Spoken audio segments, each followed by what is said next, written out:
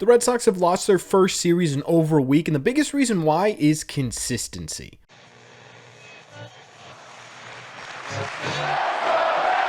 What is going on, everybody? Welcome back to Red Seat Radio. My name is Corbin, and like I just said, the Red Sox lost their latest series to the Baltimore Orioles after losing yesterday's rubber match 6-2. And the biggest reason why the Red Sox lost this series was simply consistency, right? They were not consistent at the plate. They were even less consistent on the mound, and that's kind of been the story for this Red Sox team throughout the entirety of 2023 so far. So what we're going to do in today's video is we are going to break down this latest Red Sox series. We're going to talk about the good, we're going to talk about the bad, and we're going to talk about what this team needs to do to get over that 500 level hump and how this team can become more consistent. But before we get into that, do me a favor, make sure you guys have hit that subscribe button if you haven't already. If you're new here, we talk Red Sox content almost every single day. Also, make sure you guys have hit the like button on this video as well. Helps these videos out a ton, and it would mean a lot to me. Thank you all very much for clicking on this one. Let's get into it. As always, we do offense first, and if we're going to start with anyone on this Red Sox team offensively, it has to be Jarren Duran, who has been insane since being called up earlier this year. In this series in particular, he went 5 for 12, almost hitting 500, including 4 RBIs that came off of a laser beam grand slam in the second game. This was a missile to almost dead center field. It really would have been a home run in only 3 ballparks, which is surprising because of how hard it was hit, but he was still able to put it out. And on top of that too, he's coming together on the field a little bit. He had by far and away the best catch that I've ever seen Jarren Duran make in a Red Sox uniform in this series during the Chris Sale game. Now, one of the things that Jarren Duran mentioned, and what gives me confidence that he may be able to continue hitting like this, at least to some degree throughout a longer stretch of time, is he credits his success to his teammates. He says he feels more comfortable in the clubhouse than he's ever felt before, and he thanks Justin Turner, Kike Hernandez, and Alex Verdugo for helping him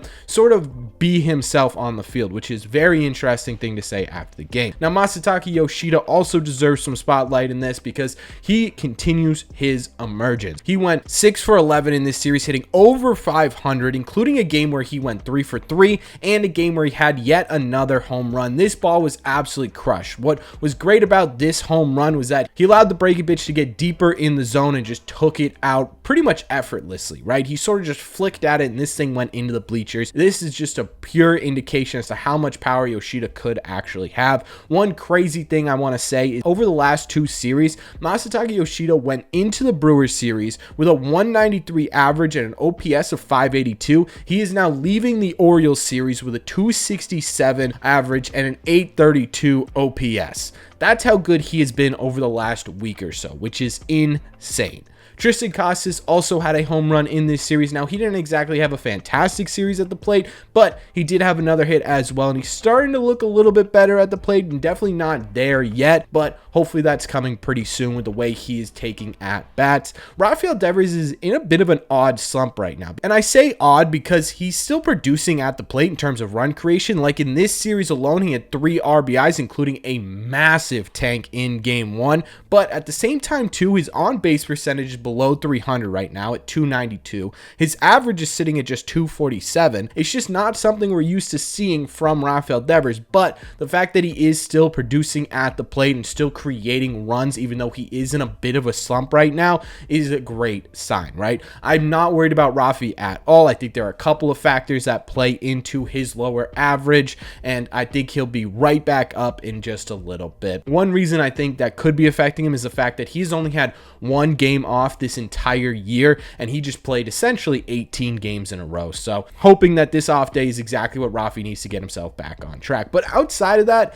there was a little bit more offense than just home runs in what I talked about on this video, but there wasn't really any big moments for this Red Sox offense outside of that. A lot of those other runs came from either bloop singles or hard hit singles or ground out type, sacrifice fly type runs, right? No one else really had a huge series. And to be honest with you, a lot of these games were winnable, and the Red Sox offense sort of went silent. There were a couple times in this series where it felt like the Red Sox were just falling short. There were opportunities with runners on base, and you just could not get that extra run across and put yourself in a better situation. But at the same time, too, when we're talking about consistency, yes, this Red Sox offense has been a bit up and down this year, but overall, the offense is the one thing I'm really not worried about on this team. team right now, right? They aren't going to score 7+ runs a game. It's just not how baseball works. This was the end of a 19 game in a row streak that you're finally getting an off day at, right? These guys are probably burnt out a little bit, and the back half of this Orioles bullpen is one of the best in baseball, so you did have a pretty tough time in this series, but at the same time too, there were a lot of outside factors, so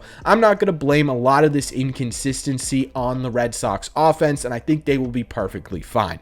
However, we need to talk about the pitching as well.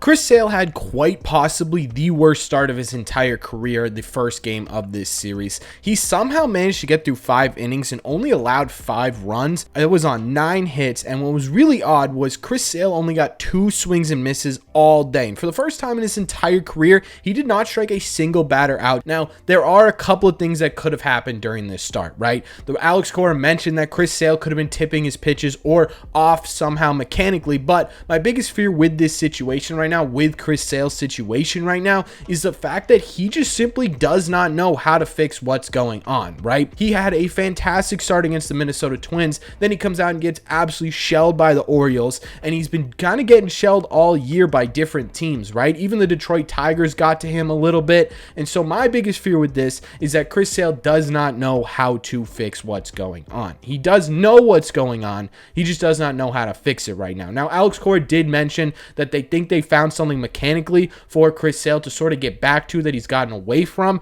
that should help with this problem. So we'll kind of see next start how that mechanical adjustment works. But this could be something that the Red Sox and we have to deal with. Chris Sale not being able to find the right mechanics or rhythm or timing or what through at least a half a season while he's still trying to get his feet under him. Right? So my biggest concern out of this series was just a simple lack of dominance from Chris Sale. Although Corey Kluber had a really great start in this series, another guy who we were concerned with. In the second game of this series, Corey Kluber went 6 full innings. He allowed just 1 earned run on 5 hits, and he struck out 3. Most importantly in my eyes, though, is that he did not walk a single batter. We've seen Corey Kluber do well this season, but when he does not do well, he walks a ton of guys or he hits a ton of guys, right? When guys are getting on base and he's giving guys free passes, he's getting punished for it almost every single time. So to see Corey Kluber come out and have his command that we desperately needed from Corey Kluber is a fantastic sign. Now,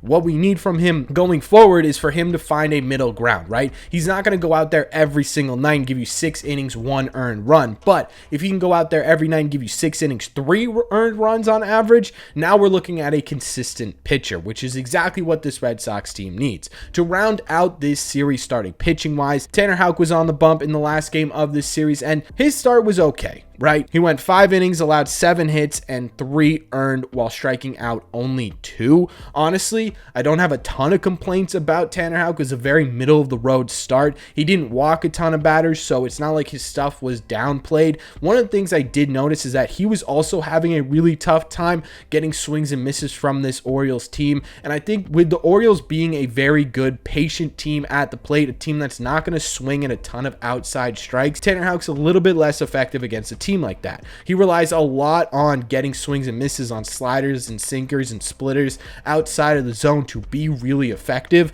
So it kind of makes sense that he had a mediocre start against this Orioles team. But again, it wasn't a terrible start. It was definitely a start that statistics wise isn't going to look great, but it does put your team in a position to win a ball game. Now, the bullpen in this series was a bit shaky, which is something we're not used to saying. John Schreiber had a bit of a shaky outing in this one. He was kind of all over the place control wise, and that's been a bit of a theme with John Schreiber so far this year. But for the most part, because of the fact that he's got that funky arm slot delivery and the fact that he has so much movement on his pitches, he's been getting away with it a ton and probably will continue to get away with it a ton. I'm not super worried about John Schreiber, but it is something to note that he has had a couple of appearances this year where he's looked pretty shaky control wise. Richard Bleier gave up another earned run in his appearance during this series, and Richard Bleier, to me, I'm not overly concerned with Bleier. I think for the most part, he's just being put in situations that he's not very effective in because of the lack of depth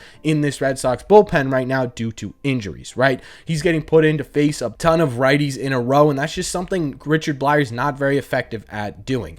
But the biggest mess up of the entire series for this Red Sox bullpen was none other than Caleb Ort, who came in with a huge lead in the bottom of the ninth, gave up a ton of runs, including a grand slam, and luckily, Kenley Jansen was there to save the day, as he's been doing this entire season. But man, Caleb Ward did not look good. He did not look like a major league pitcher, and honestly, he hasn't really looked like a consistent major league pitcher all season. And that's been the problem with this Red Sox team. It's been pitching. It's been consistency with this Red Sox pitching. And to be honest with you, the bullpen isn't entirely included in that conversation, because for the most part, the key players in this Red Sox bullpen have been consistent, right? The John Schreibers, the Josh Winkowskis, the Cutter Crawford, Chris Martin was pretty good before he went down. Kenley Jansen obviously has been insane, right? The big time guys are doing big time things. The problem with this Red Sox bullpen right now is that the guys who are sort of the last roster spots in the bullpen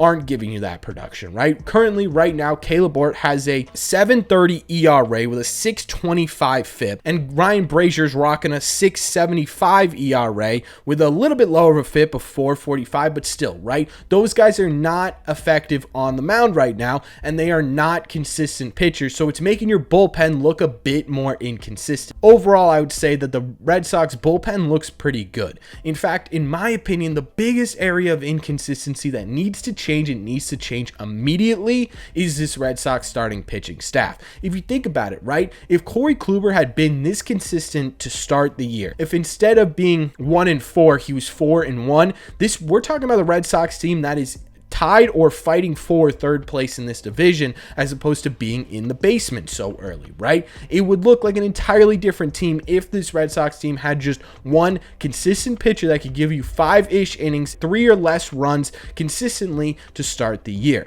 Now, taking a look at this Red Sox pitching staff in terms of starters, you only have 2 players in this starting rotation with an ERA under 5, and both of those guys have an ERA above 4.50. So your lowest ERA pitcher, Tanner Houck, after his start today, has a 4.50 ERA. That is the lowest in your entire rotation. That, to me, is the biggest problem for this Red Sox team. They're never going to be able to win consistently and get over that 500-ish hump, where you're sort of either right below 500, right at 500, or right above 500 if you don't get some starting pitching help. Because like I said when we were talking about the offense, the Red Sox simply aren't going to score 7 runs every single game. It's just not going to happen. Now, there is plenty of time for guys to sort of fall into, hey, you're going to be our consistency pitcher, you're going to be our consistency pitcher, and hey, you're just going to sit there and you're going to eat innings, right? Maybe Chris Sale's mechanical stuff does end up working out, and he does end up figuring out whatever the hell's going on. Maybe this was a jumping point for Corey Kluber. Tanner Houck's been great for us this year in terms of consistency. Nick Pivetta was the other guy under a 5 ERA, and Garrett Whitlock has kind of a small sample size right now to even sort of come together and say he's one way or the other, right? So I don't know what's going to happen with this Red Sox starting pitching, but if they do want to consistently win games, it's going to have to start with this starting pitching staff. It's as simple as that, right? Overall, in this series, it was very, very frustrating. There were 2 winnable games in this series that just simply did not happen. One of them was because the offense went silent. The other one was because Chris Sale absolutely blew the game wide open. So the good news is, again, we're not even in May yet, right? So we could be frustrated now, but there's still a ton of baseball to be played. There's a ton of things that could happen, and this team is far from cooked. This team is far from done. We have a long season ahead of us, and I promise you, this Red Sox team will look better as we get back some of these guys from injuries. So let me know in the comment section down below, what did you think of this Orioles series? What did you think of the inconsistencies on this team in this series? What do you think of the starting pitching right now in this series? What do you think of the offense in this series? What did you think of the Red Sox losing 2 out of 3 games to the Baltimore Orioles? Let me know in the comment section down below. As always, if you made it to the end of this video, do me a favor, make sure you guys have hit that subscribe button if you haven't already. If you're new here, we talk Red Sox content almost every single day. Also, make sure you guys have hit the like button on this video as well. Helps these videos out a ton, and it would mean a lot to me. Thank you all very much for clicking on this one, and I will see you in the red seats.